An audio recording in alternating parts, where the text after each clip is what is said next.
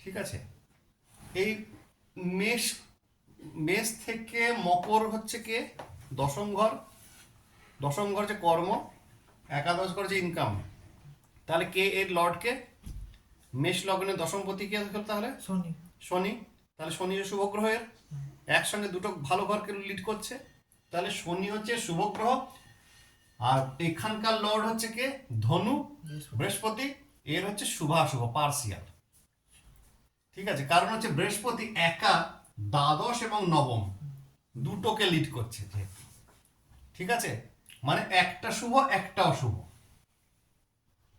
যার জন্য বৃহস্পতি 50-50। শনি হচ্ছে শুভ গ্রহ মেষ লগ্নের জন্য, মেষ লিখে দিলাম, মেষ লগ্নের জন্য শনি হচ্ছে শুভ গ্রহ, শুভতে পড়লো। আর 50-50 বৃহস্পতি।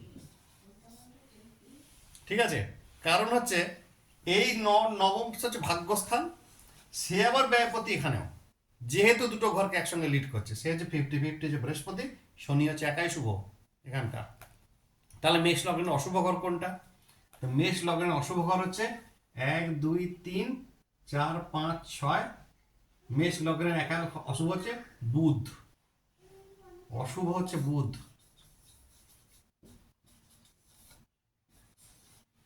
কারণ তিনি ষষ্ঠপতি, রোগ ঋণ শত্রুর লর্ড, তিনি আবার এখানকার তৃতীয় পতি। কারণ তৃতীয় স্থান থেকে আমাদের কি বিচার করি? তৃতীয় স্থান থেকে আমাদের কামনা বাসনা বিচার করি, যার জন্য রোগ ঋণের সঙ্গে কামনা উৎপন্ন হতো ষড়রিপু। তাহলে ষড়রিপু থাকার জন্য বুধকে বিচার করবো। তাহলে মেষ লগ্নের কে কে শুভ হলো?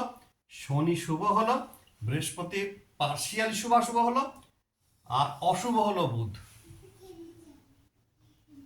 ঠিক আছে, ক্লিয়ার? লিখে নেওয়া হোক, না এটা পুছে ফেলবো আমি।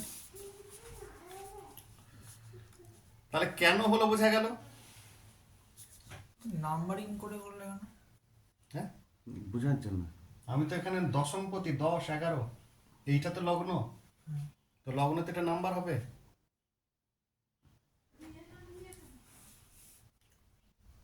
এটা তো